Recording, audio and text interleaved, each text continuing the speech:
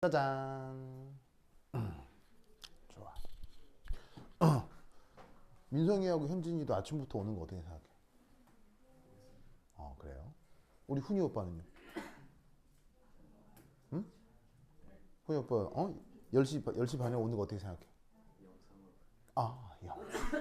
영상 알겠습니다. 그래. 자,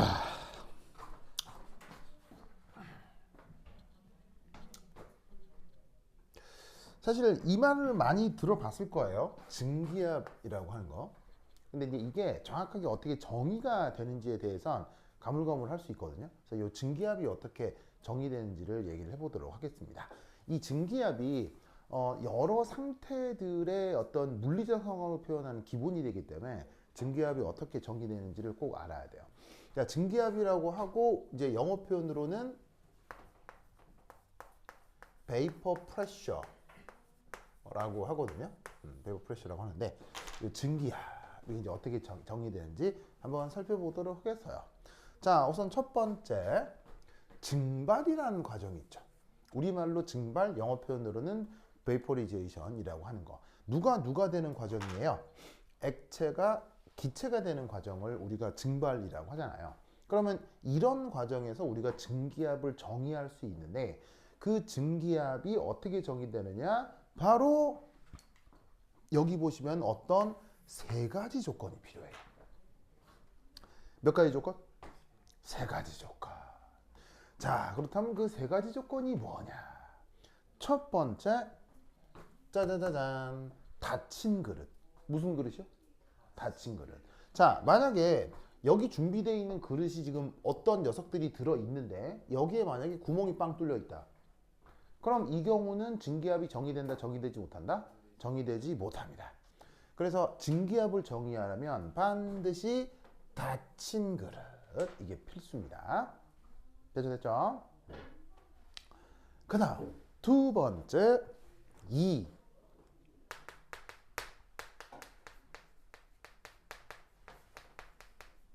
서로 다른 두 상태가 같이 있어야 합니다. 서로 다른 두 상태가 같이 나타나야 됩니다.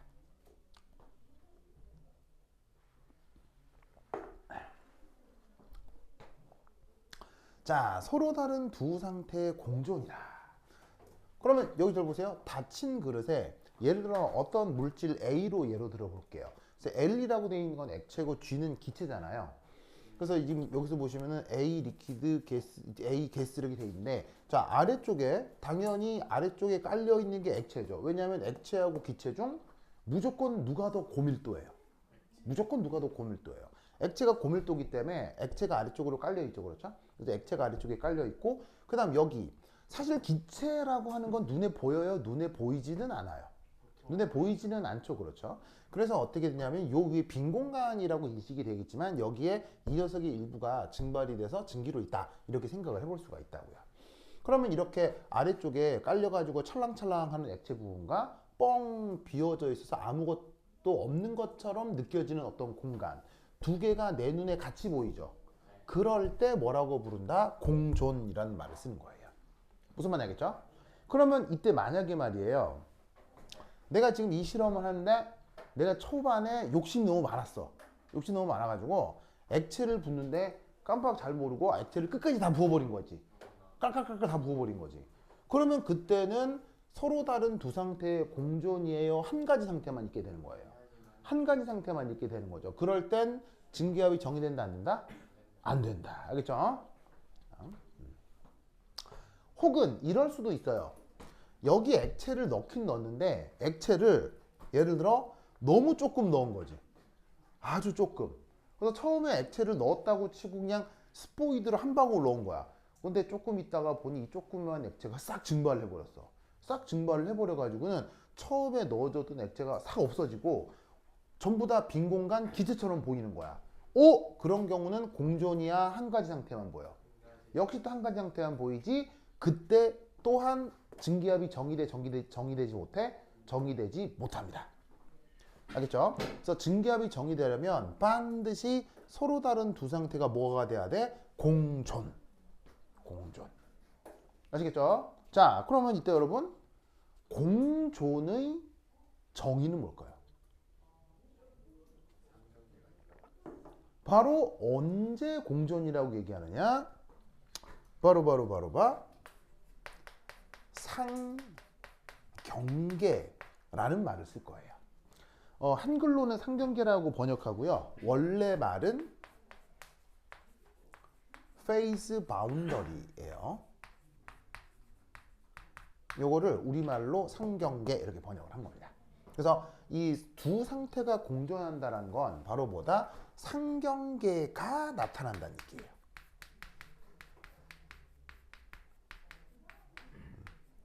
상경계가 나타날 때 공존이라는 말을 쓰는 겁니다. 오! 그러면 상경계는 뭐냐? 상경계는 서로 다른 상태 사이의 시각적 구분면, 요걸 상경계라고 합니다. 시각적인 구분면. 자, 예를 들어 여러분 왜 팥빵 알죠? 팥빵. 빵 안에 이제 소로 팥이 들어있는 거. 그 팥빵을 이제 그러니까 팥빵 안 먹어본 사람이 있더라. 훈이 오빠? 진짜 있었어요. 내가 수업하는데 중학교 3학년인데 그때까지 팥빵을 한 번도 안 먹어본 학생이 있었어요. 진짜로. 내가 어느 학원에 수업을 하는데 내가 그게 있었어요. 진짜. 너무 놀래가지고. 훈이 오빠? 팥빵 먹어본 적 있어? 먹어본 적 있죠? 좋아. 호은이 오빠? 팥빵 먹어본 적 있죠? 그래. 좋아. 성현? 팥빵 알죠? 좋아. 그래서 어떻게 되느냐? 팥빵 같은 경우를 앙 하고 베어 물면 이게 딱 단면에 안쪽에 보면 이렇게 팥 안꼬가 이렇게 들어 있잖아요. 그죠? 팥빵의 단면을 보면. 그래서 이쪽은 이제 밀가루 반죽으로 되어 있는 빵 부분이고 이 안쪽이 팥이 들어 있는 팥 앙금이 여기에 들어 있단 말이에요. 그러면 여러분 잘 봐요. 이걸 딱 단면을 잘라가지고 내가 눈으로 보기만 하면 오, 여기까지는 밀가루 빵이다. 오, 여기까지는 팥소다. 알 수 있어, 몰라요? 알 수 있죠? 그런 걸 시각적이라고 얘기하는 거예요. 무슨 말인지 알겠어요? 자, 봐봐. 이 상태를 보고 이거는 팥소네, 이거는 빵이네 라고 얘기할 사람 있어요? 그렇게 얘기하면 미친놈이에요. 말도 안 되는 얘기잖아요. 어떤 사람을 데려다 놔도 여기까지는 빵이고 여기까지는 팥소다라고 모든 사람이 그렇게 얘기할 수 있죠. 단 하나의 예외 없이 그럴 때를 그 자연과학에서 전문 용어로 시각적이라고 얘기하는 거예요. 무슨 말인지 알겠죠? 그래서 어떻게 된다? 요 부분은 빵, 요 부분은 팥소인데 놀라웠게도 빵도 아니고 팥소도 아닌 요 테두리 있죠, 테두리. 요 테두리를 뭐라고? 상경계라 한다. 이런 말인 거죠. 무슨 말 알겠어요? 그러면 저 상경계라는 말의 뜻은 알겠죠? 자, 그런데 놀라웠게도 저 상경계는 손으로 잡을 수 있어요? 손으로 못 잡아요? 저 상경계는 손으로 잡을 수 있어요? 못 잡아요? 생각해봐, 봐봐. 예를 들면 눈에, 잘 봐요. 눈에 이게 뭐야? 이게 분필이잖아요. 이거 분필이라고 내 시각으로 인식된 이거 손으로 잡을 수 있어요? 못 잡아요? 잡을 수 있죠. 그럼 내가 손으로 잡을 수 있는 거 얘는 실존하는 거예요? 실존하지 않는 거예요? 실존하죠. 내가 눈으로 보고 잡았는데 실제 있는 거지. 알겠어요? 자, 그럼 잘 봐. 요 가지 여기가 팥소고 여기 밀가루 빵이야? 그럼 상경계라고 하는 구분되는 어떤 면이 눈으로는 보이잖아. 근데 이거 잡을 수 있어? 못 잡아요? 못 잡는다는 거 알겠죠? 왜냐면 상경계랍시고 내가 딱 잡으면 그 중에 일부는 빵이었을 거고 그 중에 일부는 팥소겠죠. 뭐. 그래서 상경계라고 하는 건 이 시각, 특히나 착시로부터 오는 거라 실제 존재하는 어떤 물질이라고 생각하면 안 돼요. 무슨 말인지 알겠어요? 그러니까 되게 놀라운 건 눈으로 보고 있어도 실존하지 않을 수 있다는 얘기인 거예요. 무슨 말인지 알겠어요? 굉장히 희한한 물리적 현상이 벌어지는 겁니다. 그러면 여기에서도 그 상경계가 어디란 얘기입니까? 바로 여기의 상경계란 얘기겠죠? 여기를 중심으로 여기는 액체, 여기는 증기. 됐죠, 됐죠? 이러한 상경계가 있을 때 서로 다른 상태가 공존한다 라고 말할 수 있는 거예요. 아시겠죠? 그쵸, 그쵸?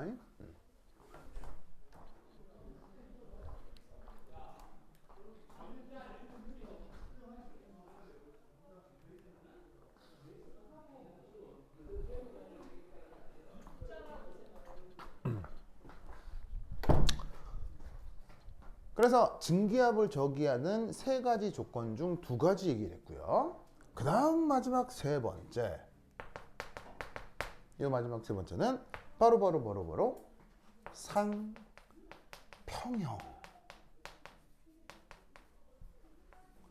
상태여야 합니다.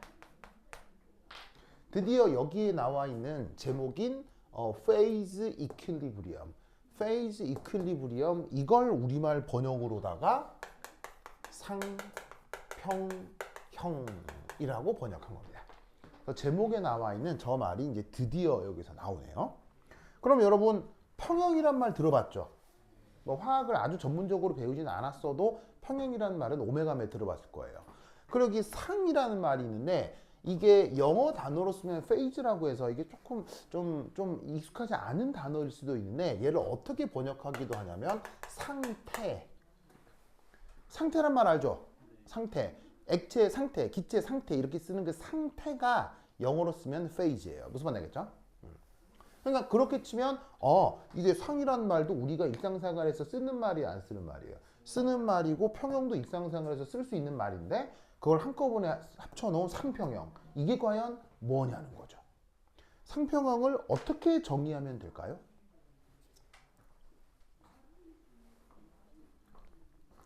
상평형을 어떻게 정의할까요? 호연스.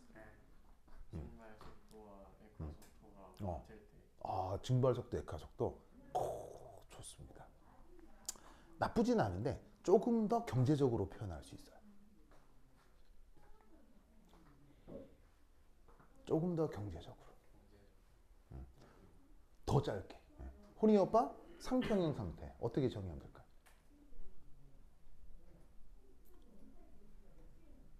그 짱구 친구 훈이는 빡빡이지 않나요? 빡빡이? 훈이 오빠도 빡빡이 헤어스타일 어때요? 그건 안 돼? 해볼 수 있어요? 그건 안 돼? 알겠습니다. 훈이 오빠 상평형 상태 정의.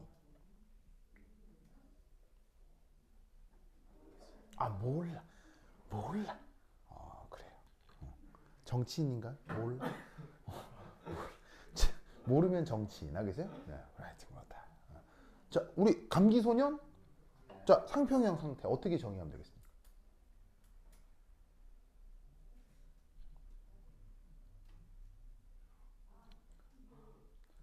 자, 상평형 상태 어떻게 정의하면 되느냐? 방금 호연이가 뭐 증발 속도, 뭐 응축 속도 같다 했는데, 맞아요. 그렇게 얘기해도 되는데 가장 명확한 정의는 바로 상경계가 일정한 상태를 얘기하는 거예요.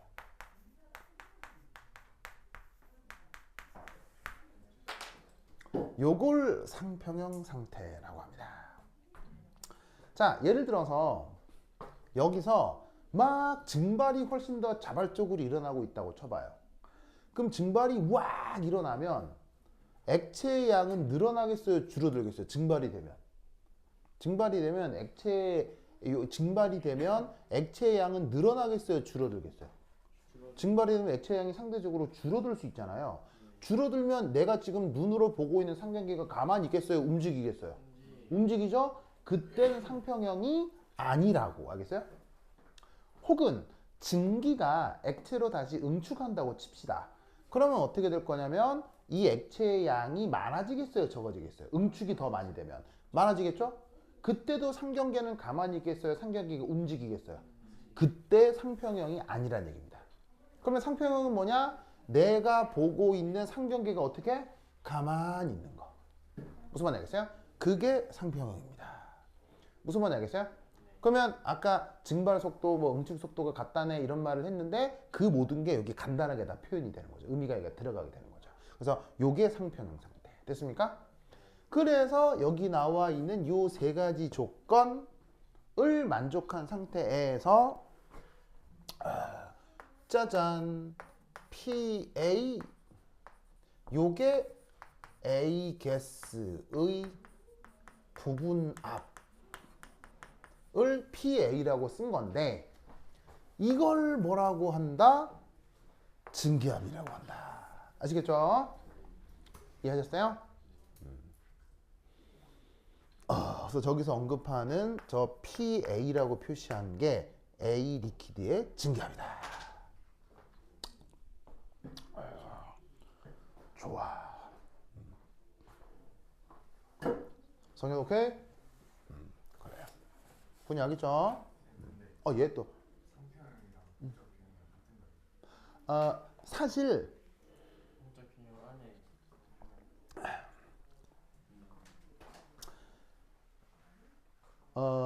원래 평형은 눈에 보여요, 안 보여요? 평형은 우리 시각으로 인식할 수 있어요, 인식할 수 없어요, 평형은? 인식할 수 있잖아요.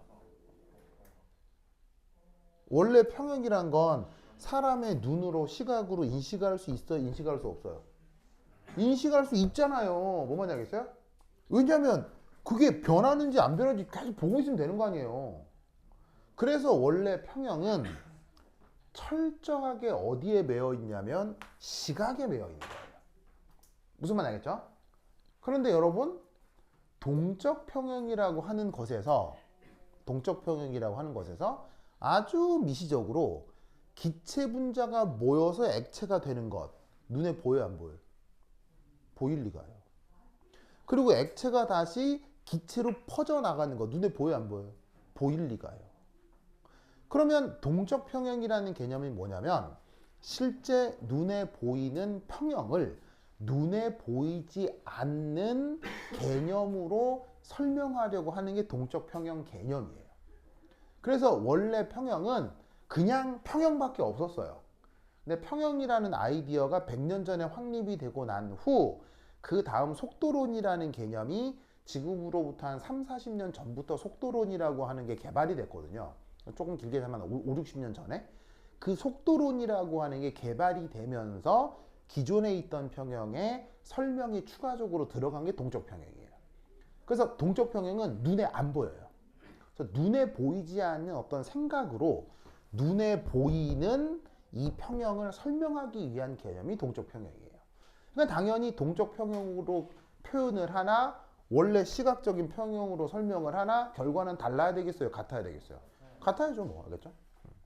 그래서 사실 물리학적으로, 그러니까 물리학이라기보다는 고전 연력학적으로 동적 평형은 전혀 중요하지 않아요.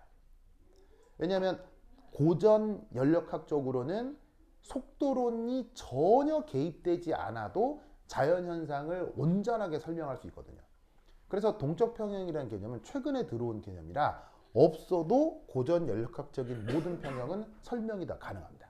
그래서 사실 동적 평형은 매우 좀 뭐라고 할까요? 그냥 뭐 갑툭튀예요, 그냥 갑툭튀. 이렇게 뭐 원래 없어도 되는 건데 툭 하고 튀어나온 거예요. 그래서 차라리 그 동적 평형이라는 말은 굳이 당장 안 쓰셔도 되고요. 나중에 속도론, 영어 표현으로는 키네틱스라고 하는 게 있는데 그걸 배울 때 그 개념을 조금 더 확장하는 게 좋습니다. 됐죠? 그래서 이제 이게 상평형이다. 됐죠? 됐죠? 여기까지 썼죠? 썼죠? 다 썼죠? 훈이 오빠 쓰고 있어요? 빨리 써. 훈이 오빠 쓰. 다 썼어요? 다 썼어요? 안 썼다면서요? 안 썼다면서요? 방금도 썼어요? 그래? 성현은 썼죠? 자, 두 번째.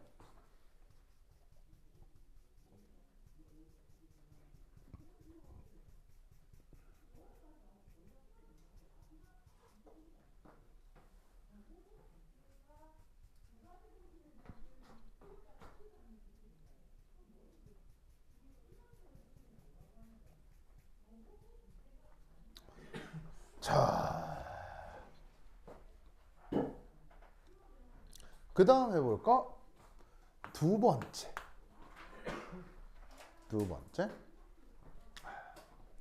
승화 되겠습니다. 승화라는 현상 알아요? 뭐가 되는 걸 승화라고 해? 고체와 기체 사이가 왔다 갔다 하는 걸 승화라고 하죠. 혹시 이 승화 영어로 뭐라고요? 서블리메이션. 오, 좋습니다. 써놨죠, 거기에.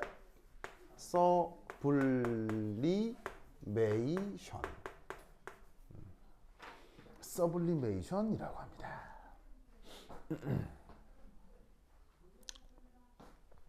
알겠죠? 서블리메이션. 그래서 뭐 화학을 앞으로 뭐 수년간 배울 텐데 저 정도 단어는 알아둡시다. 알겠죠? 그래서 이제 승화 우리말로 그러니까 영어로 서블리메이션. 자, 그래서 고체하고 기체가 왔다 갔다 하는 과정인데 여기서도 증기압을 정의할 수 있느냐? 네. 바로 세 가지 조건을 동시에 만족할 때 그 기체의 부분압을 솔리드의 증기압으로 정의합니다. 어떻게 정의하느냐? 바로 첫 번째. 무슨 그릇? 닫힌 그릇 속에 서로 다른 두 상태의 공존. 그래서 어떻게 돼? 바닥에 아까는 액체였는데 지금은 솔리드가 이런 식으로 이렇게 쌓여 있습니다. 그러면 이때도 상경계를 찾을 수 있나요? 자, 구석에 쌓아놓은 고체와 뻥 뚫려 있는 공간에 상경계를 찾을 수 있나요? 예, 물론이죠. 그러면 이때 상경계가 일정하게 유지되는 상평형 상태가 나타났다면 이때 이 증기의 부분압을 뭐라고 한다? 고체의 증기압이라고 얘기할 수 있다는 얘기예요.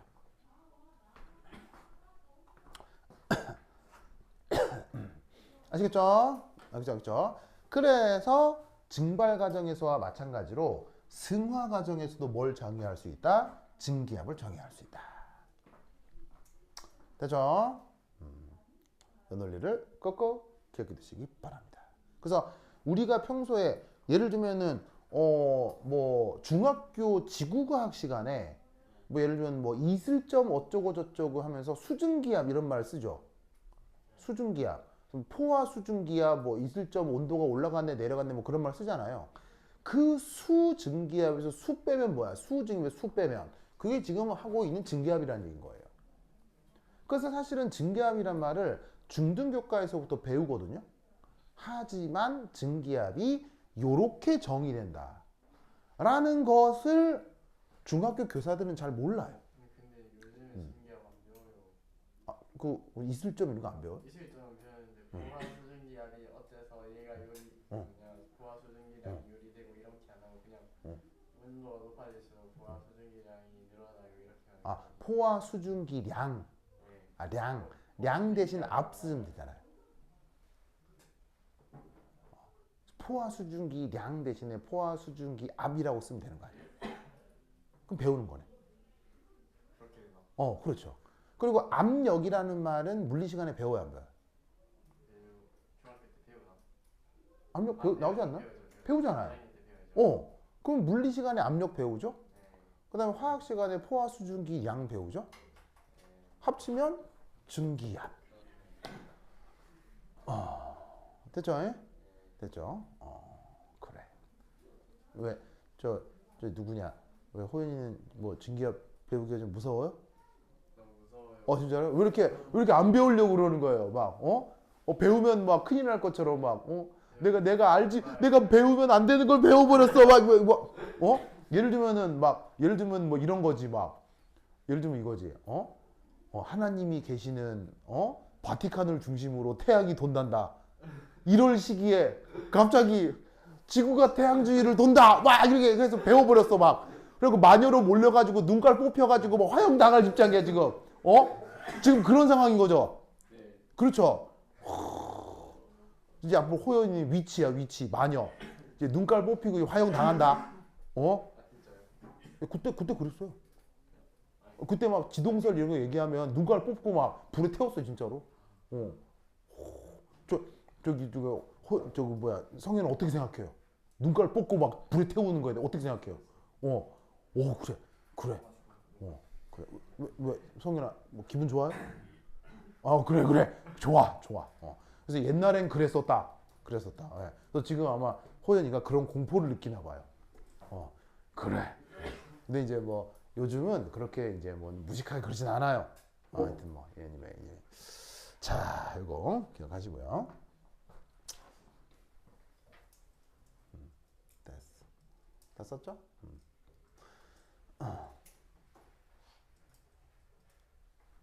저기 뭐야? 그거 뭐야? 민성아, 내가 천동설, 지동설 얘기해줬어요? 옛날에? 갑자기 얘기 나온 김에? 기억이 안 나? 여러분 천동설이 맞아요? 지동설이 맞아요? 지금은 지동설이 맞다고 인정을 받고 있죠. 그래요? 천동설이 맞아요? 지동설이 맞아요? 몰라요? 그래요? 왠지 천동설, 지동설 그 뭐냐면 내용을 보면 그 지동설이라고 해야 뭔가 논리적인 것 같고 천동설이라고 주장하면 미신을 믿는 것 같잖아요. 왠지 책의 뉘앙스가 그렇잖아요. 근데 되게 이상한 건 지동설을 믿어야 논리적이라고 지동설이를 믿어야 논리적이라고 책의 뉘앙스로 쓰여 있으면서 정작 지구과학 시간에는 천동설을 가리켜요. 지구과학 시간에 천동설을 가리킨다는 거 무슨 말인지 알아요? 여러분 지구과학 시간에 중학교 때 천체 나오잖아요. 지구과학 시간에 중학교 천체 그거 다 천동설인 거 알아요? 그 천동설이잖아요. 여러분 지구과학 시간에 이런 말 들어봤어요? 천구요. 여기 내가 있고 별이 이렇게 일주운동하잖아요. 이거 천동설이에요? 지동설이에요? 천동설이네! 이런 생각 안 해봤죠? 그러니까 왠지 지동설을 믿어야 논리적인 사람일 것 같은데 정작 교과서에는 지동설이 아니라 천동설로 설명하고 있어요. 이런 생각 안 해봤죠?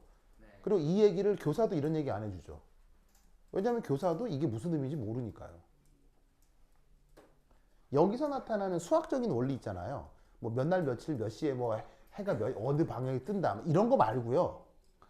이런 천동설과 지동설이 갖고 있는 철학적 문제 이거에 대해서 웬만한 교사들은 잘 몰라요. 자, 무슨 말이냐? 다시 한번 물을게요. 여러분 천동설이 맞아요? 지동설이 맞아요? 여러분들이 물리학을 배웠다면? 여러분 물리학을 배웠어요. F 이퀄 MA로 설명되는 고전 물리학을 배웠어요. 그 입장에 생각해 보자고요. 여러분 천동설이냐 지동설이냐가 상위 개념이에요? F 이퀄 MA가 상위 개념이에요? F 이퀄 MA나 작용 반작용 이런 것들이 상위 개념이잖아요. 그런 것들로 설명했을 때 천동설이 맞아요? 지동설이 맞아요? 어떤 게 맞아요? 기준을 어디로 바로 둘 다 틀렸거나 둘 다 맞아요. 무슨 말인지 알겠어요? 잘 보세요. 봐봐. 이런 생각 안 해봤지? 여기에 질량이 좀 큰 애가 있고 질량이 좀 작은 애가 있어요. 보이세요?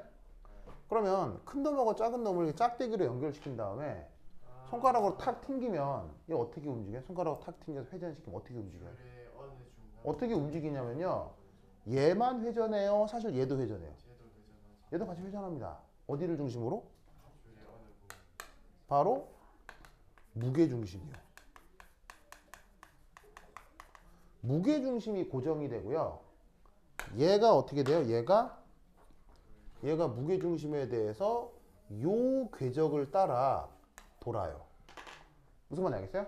그럼 요 궤적을 따라 돌면 이렇게 돌면 얘는 어떻게 되는 거예요? 얘는 무게중심에 따라 요 궤적을 따라 돌 뿐인 거예요. 무슨 말인지 알겠어요? 자, 고전역학적으로 맞는 얘기예요? 틀린 얘기예요? 맞는 얘기죠? 맞잖아요. 즉, 두 개가 뭔가로 연결되어 있는 요런 어떤 입체에서 회전 운동을 시키면 질량이 작은 애만 회전하느냐? 아니요. 무게중심을 중심으로 질량이 큰 애도 돌고요. 질량이 작은 애도 같이 돌아요. 그럼 이걸 누구에 빗대면 이게 태양이고 이게 지구고. 그럼 다시 한번 물어볼게요. 지구가 움직이는 거예요? 태양이 움직이는 거예요? 둘 다 움직이는 거예요. 그리고 현대의 그 뭐냐면은 천문학 이론에 의하면 지구가 태양 주변을 공전하는 거 맞죠? 근데 태양도 공전해요, 공전 안 해요? 태양도 우리 은하계를 중심으로 태양도 어딘가를 중심으로 공전하고 있다고요. 태양도 거대한 공전을 하고 어떻게 되냐면 태양이 우리 은하계에서 이렇게 어딘가로 어떤 궤적을 따라 움직이는 거예요. 움직이면 그 주변에 지구가 이렇게 움직이는 거예요. 무슨 말 알겠어요? 그럼 다시 한번 물을게요. 천동설이 맞아요? 지동설이 맞아요? 둘 다 맞다고 하거나 둘 다 틀리다고 하거나. 이게 진실이에요. 그러니까 학교에서 천동설로 천체를 가리키죠. 무슨 말인지 알겠어요? 그럼 이 말은 무슨 말이냐면 인간적 관점으로 봤을 때 천동설이 편할 경우는 천동설로 설명하면 되는 거고 그게 천구예요. 지동설로 설명하면 편할 때는 지동설로 설명하면 되는 거예요. 그게 진실이라고요. 즉 천동설과 지동설은 실제 우주에서 나타나는 현상에 대한 인간의 설명 관점인 거고요. 관점인 거고 그 관점이 중요한 게 아니고 실제 우주에서 우리 자연에서 무슨 일이 벌어지는 인식하는 게 중요한 거죠. 그럼 다시 원점 얘기로 돌아가서 그러면 중세 시대에 로마 카톨릭에 소속된 그 성직자들은 그 프톨레마이오스가 아니지 코페르니쿠스가 얘기했던 지동설을 그 로마 카톨릭의 성직자들은 이해 못했을까요? 이해했을까요? 자, 로마 카톨릭에 소속된 성직자예요. 성직자인데 저 코페르니쿠스가 태양 말고 지구가 회전하는 거예요. 라고 얘기를 하는 그 관점에 대해서 로마 카톨릭에 속한 성직자들은 이해했을까요? 이해 못했을까요? 이해 못하는 미신에 휩싸인 사람들이 성직자들일까요? 무슨 말씀을? 내가 저번 시간에 얘기했잖아요. 요즘 똘똘한 학생들 어디 가요? 그 사회에서 가장 똑똑한 학생 어디 가요? 영재고 과학고 가잖아요. 무슨 말인지 알겠어요? 요즘 우리나라 사회에서 각 사회에서 가장 똑똑한 학생들은 영재고 과학고 가잖아요. 그럼 중세시대에 제일 똘똘한 애들 어디 가요? 수도원에 들어가서 교육받는 거예요. 그러면 중세시대의 수도사라고 하는 건 멍청한 미신에 휩싸인 사람들이에요? 그 시대 최고의 지성인들이에요? 그 시의 최고의 지성인들이에요. 그럼 그 지성인들이 꼴랑 갈릴레오 따위가 얘기하는 걸 이해 못했을 것 같아요? 전부 다 이해합니다. 그럼에도 눈깔 뽑고 화형시킨 거예요. 다 알면서도요. 이걸 알아야 돼요. 뭔 말인지 알겠어요? 그때 당시 성직자들이 미신이나 믿는 바보 천치 아닙니다. 아시겠어요? 다 알아도 그랬던 거예요. 왜? 왜? 천동설과 지동설은 여러분 이 논쟁은 지구 과학 논쟁이 아니에요. 이건 정치 권력 투쟁이에요.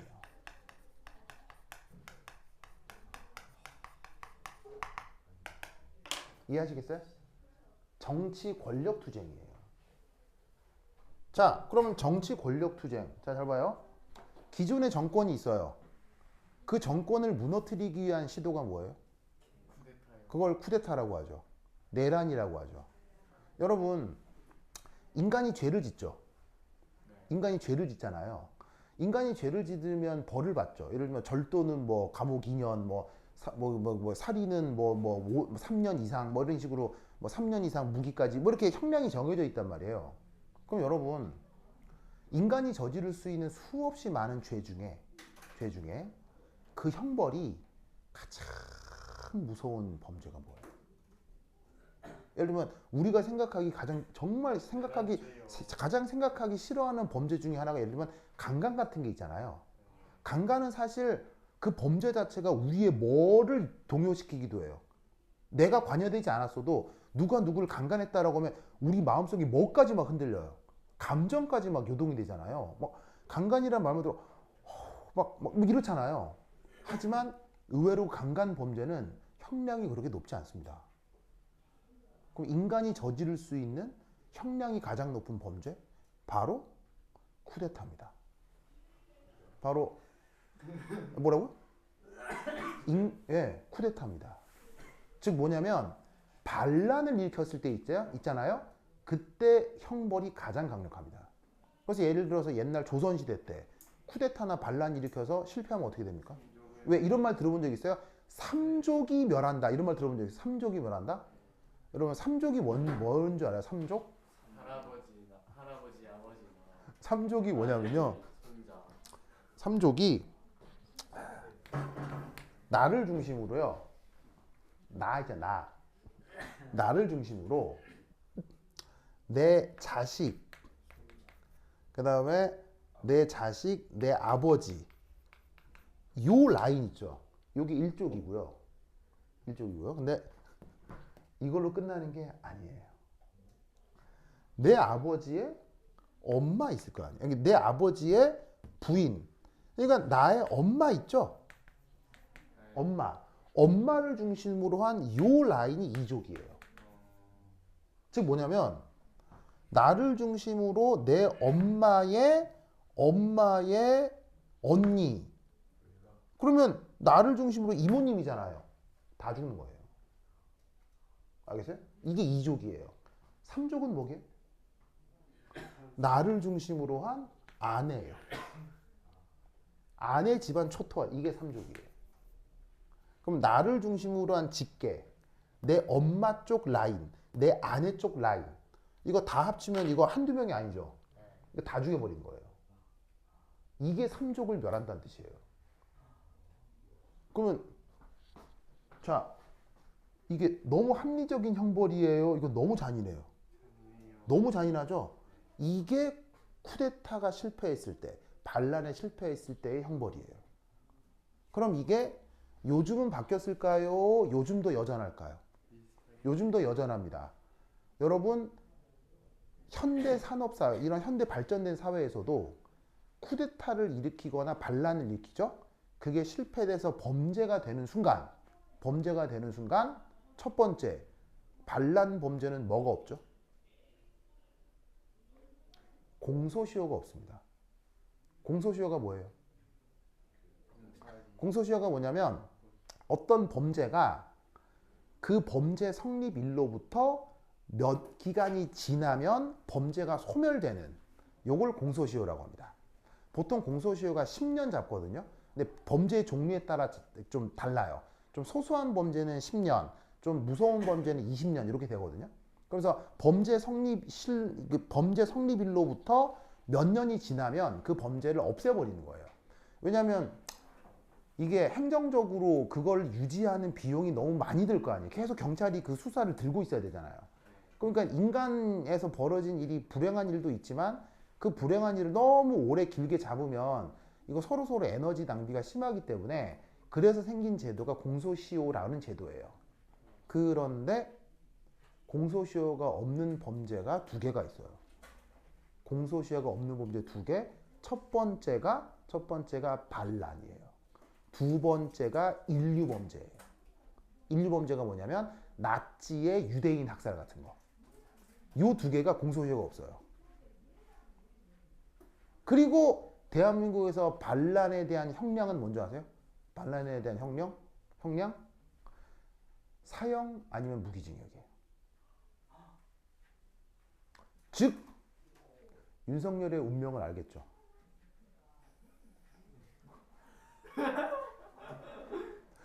무슨 말 알겠어요? 무슨 말 알겠어요? 자, 그러면 그게 지금 현재 우리나라하고 무슨 관계가 있느냐는 얘기가 너무 긴 얘기니까 거기까지는 확대하지 않더라 치더라도 여러분 천동설과 지동설이 정치 권력 투쟁이라는 거 알겠어요?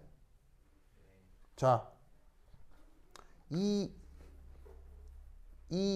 천동설의 중심은 어디예요? 지구죠? 지구 중에서도 정확하게 어디예요? 바티칸이에요. 바티칸에 누가 살아요? 교황이죠. 즉 천동설이란 진짜로 지구가 가만히 있고 별이 돈다를 믿는 성직자는 없어요. 알겠어요? 그 중세시대의 그 로마 카톨릭에 속한 성직자들도 있다 있고 믿지 않아요. 알겠어요? 그런데 왜 로마 카톨릭에서 천동설을 주장하느냐? 그 지구에 바티칸에 교황님이 계시기 때문이에요. 즉 지구의 모든 권력이 어디서부터 나온다? 교황에게서 나온다.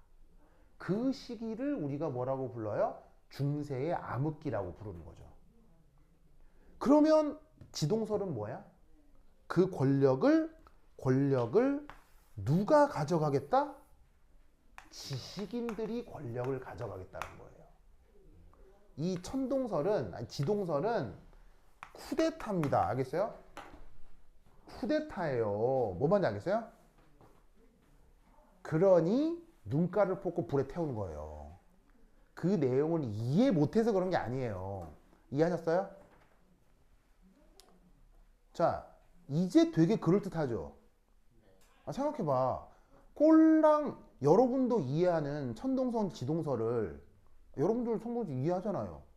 중학교만 나와도 천구 이해하잖아요.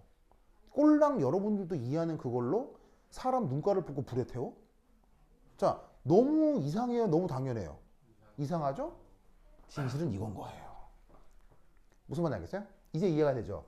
아, 걔들이 왜 그랬는지 이제 이해가 되죠? 그래서 인류가 저지를 수 있는 범죄 중 가장 무섭게 처벌하는 범죄가 뭐라고요? 쿠데타입니다. 내란입니다. 알겠죠? 그래서 누구는 좋된 겁니다. 알겠죠? 재판했어요. 예? 재판했어요. 이제 하고 있습니다. 하고 있는데 이게 빨리 내란으로 끝나고 그분 처벌을 받는 걸로 끝나야 모두가 행복해요. 지금은.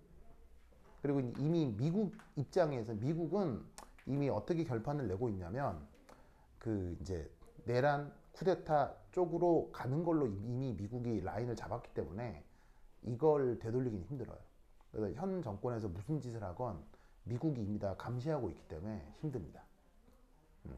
그래서 지금 우리나라 대통령이나 청와대에 그 미국 도청이 다 달려 있는 건 알죠?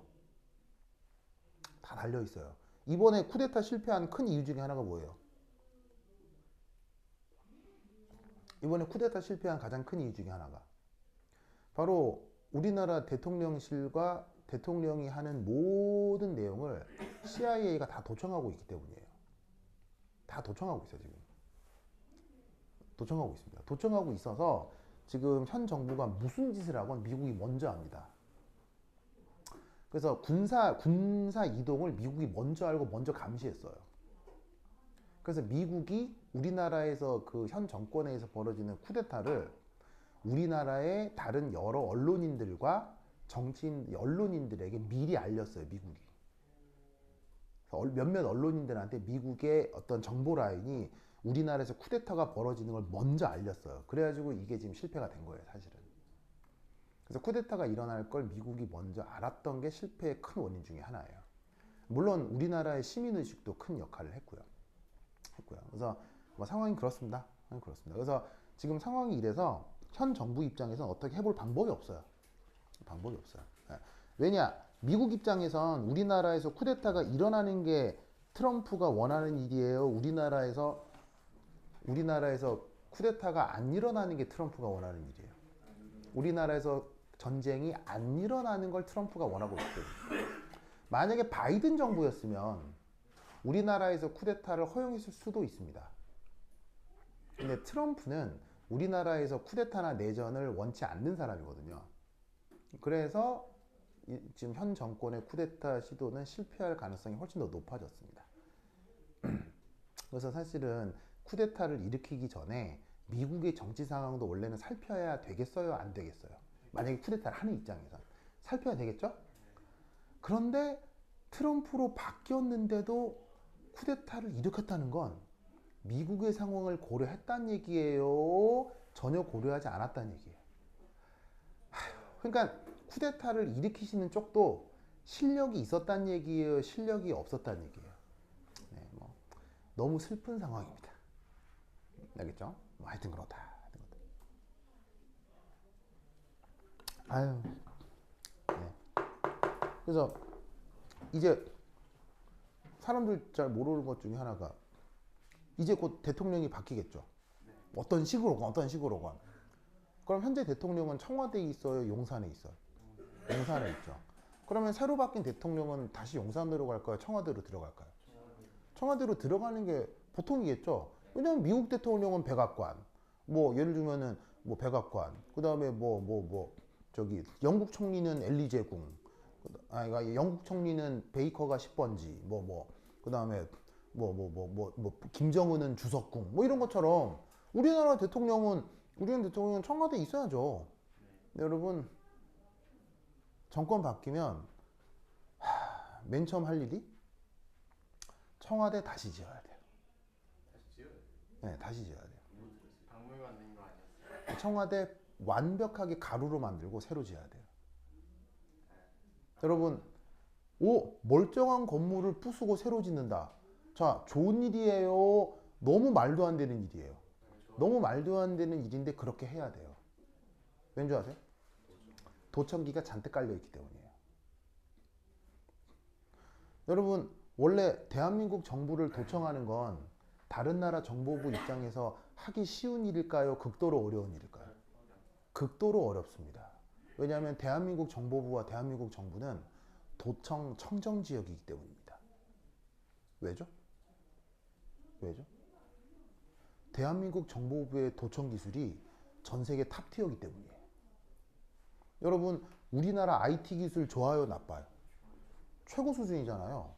그러면 도청을 잘하겠어요, 못하겠어요? 너무너무 잘합니다. 그래서 여러분 모르시겠지만 북한에서 벌어지는 모든 통신 있죠. 진짜예요. 북한에서 벌어지는 모든 통신 100%를 우리나라 군사정보기관에서 100% 도청합니다. 그래서 북한에서 뭔 일이 벌어지는지 우리는 실시간으로 합니다. 그래서 북한이 우리나라 공격할 수 있다? 절대 공격 못한다? 절대 공격 못합니다. 왜냐하면 공격을 하려면 대포를 쏘던가 미사일을 쏘던가 할 거 아니에요. 그러면 이런 건 못 막아. 어떤 건 못 막냐면, 그래서 어떤 북한군 병사가 군복무를 하고 있는데 갑자기 그 밖에 있는 여자친구가 딴 남자친구를 사귀어가지고 바람 펴가지고 헤어진 거야. 그럼 북한군 병사가 기분이 좋아, 나빠? 존나 기분 나쁘지. 그래갖고 에이 모르겠다 해가지고 갑자기 나가지고 대포 뻥 쐈어 막. 자, 이런 건 막아, 못 막아? 이런 건 못 막아요, 알겠어요? 이런 건 못 막아요, 알겠어요? 이런 건 우리가 못 막습니다. 이런 거는 미국도 막아. 이런 건 미국도 못 막아요. 이런 건 못 막아요, 알겠어요? 이런 건 못 막지만 만약에 북한의 굉장히 고위 라인에서 서울 어디를 타격해라 라고 명령이 하달되면 이건 우리가 막을 수 있습니까? 못 막습니까? 초전 개박살입니다. 딱 전화 들고 야, 해! 하는 순간 여기서 미사일 먼저 날아갑니다. 그걸 북한도 알아요, 몰라요? 이걸 북한도 알아요. 북한의 모든 통신이 우리나라 국정원과 정보사에 의해 군 정보사에 100% 감청당한다는 걸 북한도 알아요, 몰라요? 북한도 정확하게 압니다. 그래서 북한은 우리나라를 공격합니까? 절대 공격하지 않습니까? 공격하는 순간 초토화된다는 걸 알기 때문에 북한이 우리나라를 공격하는 일은 절대 없습니다. 그러면 이렇게 도청 기술이 발전한 나라는 도청을 막는 기술도 발전했을까요? 당연한 거 아니겠어요? 그래서 대한민국 정부를 도청한다는 건 극도로 어려운 일입니다. 근데 어떻게 청와대 도청기가 깔렸을까요? 처음에 미국인 지을 때문에. 현 대통령이 들어서고 나서 현 대통령께서 아주 친한 어떤 점쟁이가 청와대에 계시면 기운이 안 좋아서 청와대가 아니라 용산 지역으로 계셔야 됩니다. 라고 해서 청와대를 버리고 용산으로 이전한 거예요. 맞다 그랬지. 네. 그러면 여러분 그냥 생각해봐요. 그냥 대통령이 집무실을 옮긴다. 이거 이렇게 생각하시면 안 돼요. 여러분 놀라운 얘기 하나 해드릴까요? 유리창으로 도청할 수 있는 거 아세요? 유리창으로 도청할 수 있어요. 저 뭐냐면 지금 여기서 벌어지는 대화 있잖아요. 대화를 일체 마이크 없이 건물 바깥에서 유리창을 통해서 도청할 수 있어요. 어떻게 도청하냐면 우리가 지금 말을 하잖아요. 그럼 음파가 발생하겠죠. 그럼 음파가 뭘 때리겠어요? 유리창을 때리겠죠. 그럼 유리창이 우리는 느끼지 못하지만 어떻게 하겠죠? 유리창이 미세하게 떨리겠죠. 그럼 그걸 바깥에서 적외선 레이저 같은 걸로 우리 유리창을 딱 대고 있는 거예요. 그럼 사실 적외선은 눈에 보여요? 눈에 안 보여요? 눈에 안 보이는 레이저를 우리 유리창에 딱 대고 있는 거예요. 그럼 대면 어떻게 되겠어요? 유리창이 떨리면서 입사 적외선 파장과 반사 적외선 파장이 같아져요? 달라져요? 달라지죠. 이런 효과를 물리학 시간에 뭐라고 배웠어요? 도플러 효과라고 배웠죠? 그 말은? 입사 적외선 파장하고 반사 적외선 파장의 차이를 연산하면 뭘 할 수 있다는 얘기예요. 그 건물 안에서 무슨 말을 하고 있는지 도청할 수 있어요. 무슨 말인지 알겠어요? 이 기술이 언제 개발됐게요? 무려 1970년대에 개발된 옛날 기술이에요. 1970년대 냉전 시대에 미국 CIA하고 소련 KGB 사이에 첩보전 사이에서 개발됐던 기술이에요. 그럼 그게 70년대 개발됐는데 요즘은 이런 방법만 쓰겠어요? 상상을 초월하는 방법들이 다 있겠어요. 무슨 말인지 알겠어요? 그래서 여러분 2000년 초반인가 청와대 그 공사 한번 한 적이 있거든요. 2000년 초반에 청와대에 유리 그 공사하는 게 한 번 있었어요. 그때 여러분 공사비 얼마 나왔게요? 유리 공사하는데. 청와대 유리 공사하는데. 얼마 나왔냐면요. 예를 들어서 내가 여기서 막 하다가 유리 깨졌어요. 아이고, 그 유리 와장창 깨지면 어떻게 하면 돼요? 저 근처에 있는 인테리어 업자한테 가서 유리 공사해달라고 하면 되잖아요. 그럼 유리 이제 크기에 따라서 뭐 가격은 달라지겠지만 이 정도 유리면 한 100만 원이면 될걸요? 100만 원에서 한 뭐 넉넉하게 줘도 200만 원이면 뭐 요거 막 이거 갈 거란 말이에요. 한 짝 정도는. 근데 다 갈면은 한 1000만 원 정도 들겠죠? 예, 이게 뭐냐면 이게 크면은 크레인도 불러야 되고 사람이 손을 많이 가가지고 이게 좀 내벽 유리는 돈이 좀 비싸요. 근데 막 교실에 있는 조그만 유리창 있죠? 이런 걸 뭐 10만 원도 안 해요, 알겠어요? 뭐 이런 거 뭐 와가지고 대충 하면 금방 되는데 청와대 유리공사 얼마 들었게요? 공사비 100억 들었어요. 100억. 응? 그리고 시공업체가 어디? 현대중공업. 여러분 현대중공업은 구멍가게예요? 전 세계적인 대기업이에요? 전 세계적인 대기업이 100억 수주를 받아서 유리공사를 한 거예요. 왜? 이거 사실은 3급 기밀이거든요. 군사 3급 기밀이에요. 3급 기밀인데 어떻게 뉴스에 나와서 나도 알게 된 거예요. 근데 왜 이렇게 비싼 돈을 유리공사를 하느냐? 바로 도청 보호 필름을 유리창에 붙여야 되기 때문이에요. 여기다가 적외선 레이저 쏜다고 했죠. 그럼 어떤 필름이 있냐면 그 적외선 레이더를 흡수해서 반사파를 없애주는 보호 필름이 있어요. 이게 싼 물건이겠어요? 무지막지하게 비싼 거겠어요? 무슨 말 알겠죠? 알겠어요? 그런 첨단 장치가 돼 있는 게 청와대예요. 그런데 청와대를 용산 집무실로 옮겼죠. 그러면 그래, 마음에 안 들어서 옮겼다고 쳐. 옮겨서 일 잘하면 되지. 그러면 청와대를 옮겼으면 거기도 그 청와대도 그 집무실도 용산 집무실도 현재 청와대만큼의 보완을 해야 되겠어요? 안 해야 되겠어요? 해야 되겠죠? 근데 새로 옮긴 용산 집무실에 인테리어 공사 업체가 어딘 줄 아세요? 이름이 21g 이라고 하는 업체예요. 어떤 업체냐? 바로 김건희 씨 지인 업체예요. 그리고 이 업체는 무허가 업체예요. 그러면 이건 뭐냐? 청와대 집무실 공사를 그냥 동네 업장 인테리어 업자한테 맡긴 거예요. 그럼 이런 사람은 그 도청 방지나 그런 첨단 보안 허가가 있겠어요, 없겠어요? 그런 게 뭔지도 모르는 사람한테 공사를 주고 이 사람한테 고액의 돈을 줘가면서 업무를 시킨 거예요. 그럼 이때 어떻게 하느냐? 옛날에 어떤 일이 있었냐면 미국하고 러시아가 수교를 하면서 러시아 모스크바에 미국 대사관을 짓는 일이 있었어요. 그럼 대사관 지어야 될 거 아니에요. 그러면 이 대사관 지을 때 러시아가 그 대사관 일을 하는 인부들에 그 러시아 정보부 요원들을 섞어 넣어서 그 공사하는 미국 대사관 건물에 도청기를 박아 넣었어요. 이게 발각이 됐다? 그럼 미국 입장에서는 기분 좋겠어요, 나쁘겠어요? 나쁘겠죠. 그래서 미국이 어떻게 할게요? 그거 다 때려 부쉈어요. 완전 가로로 때려 부시고 미국에서 인부들을 신원조회해서 인부들을 다 선별을 해가지고 미국에서 인부들을 비행기 타고 가가지고 새로 지었어요. 80% 지어놓은 거 다 때려 부수고 새로 지었어요. 이게 국가 간 정보전이에요. 뭔 말인지 알겠어요? 그럼 여러분, 대한민국은 탑시크릿이 거래되는 곳이에요? 탑시크릿하고 아무런 관계가 없는 곳이에요? 여러분 그냥 편하게 공부만 하고 살아서 모르시겠지만 대한민국은 전 세계 정보전의 핵심이에요. 대한민국을 중심으로 일본도 있죠, 러시아도 있죠, 북한도 있죠, 중국도 있죠. 그리고 미 7함대가 항상 주둔하고 있죠.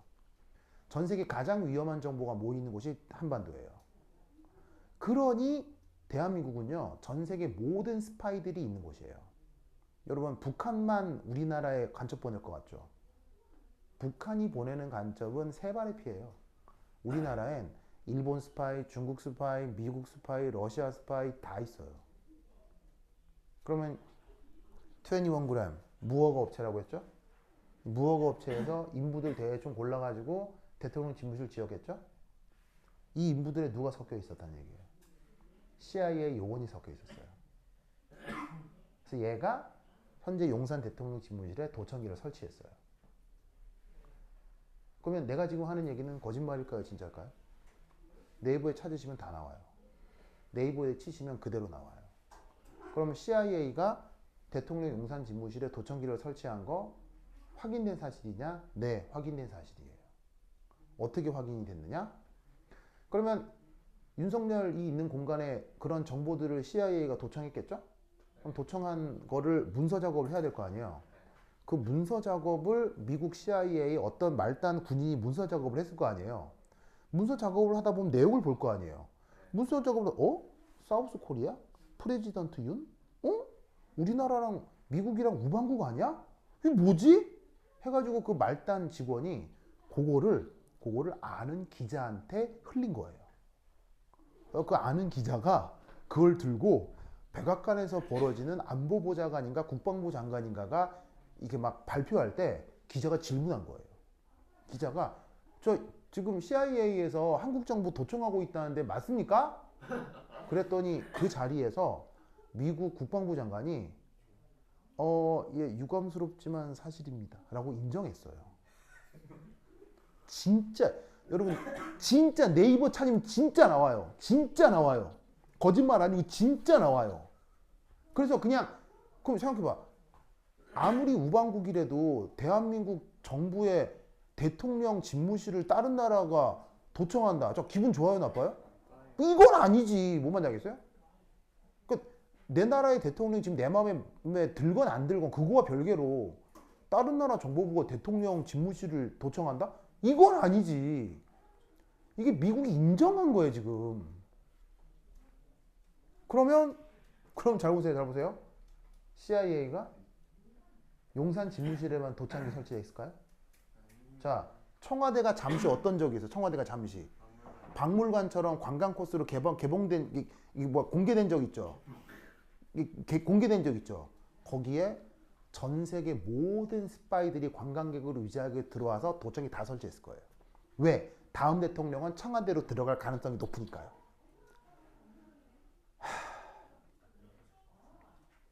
여러분, 기분이 굉장히 상쾌해요. 존나이 답답해요. 자, 생각해봐. 우리가 지금 능력이 없어서 당한 거예요. 그러니까 도청기를 설치 당한 거. 우리가 능력이 없어서 도청기 설치를 당한 거예요. 진짜 우리 스스로가 뻘짓해서 당한 거예요, 지금. 그러니까 만약에 우리가 너무 약소국이고 국력도 약하고서 다른 나라에 우리나라 도청기 설치했다. 그럼 그건 힘이 없으니까 어쩔 수가 없는 거죠. 근데 우리나라는 힘이 있는 나라예요, 없는 나라예요? 우리나라는 무시무시한 나라예요. 초강대국이라고 해도 될 정도예요, 이제.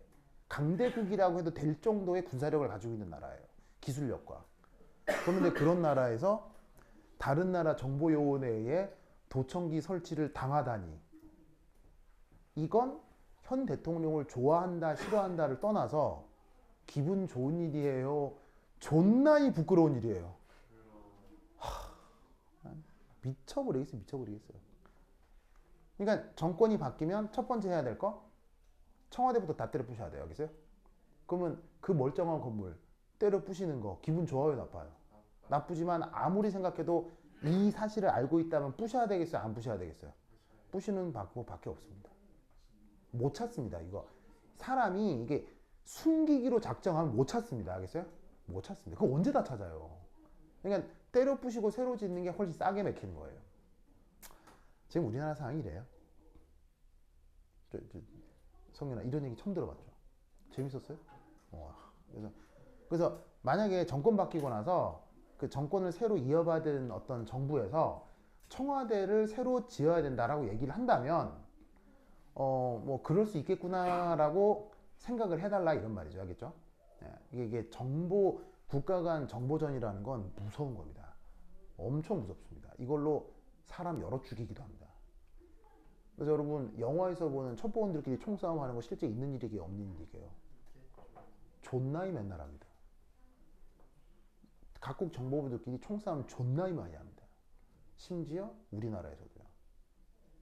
근데 정보부끼리의 총싸움은 언론 통제가 돼요. 임바고라고 해서 기자들은 다 알아요. 기자들은 다 아는데 정보부들끼리 한 국가에서 총싸움 하는 건 언론 통제가 돼서 안 나올 뿐인 겁니다. 총기 허가가 안 되는 대한민국에서도 정보원들끼리 총싸움 존나게 합니다. 이런 말 안 들어봤죠? 이런 생각도 안 해봤죠? 그러니까 현재 우리나라가 이런 상황입니다. 그래서 갑자기 정치 권력 투쟁 하면서 여러 가지 생각이 났네요. 됐죠? 그런가요? 그러면 한 5분만 쉬었다 하겠습니다. 화장실 갔다 오시구랭. 그러네요. 누가 보고 있는 거야? 현진이 이원 생중계. 좋아요.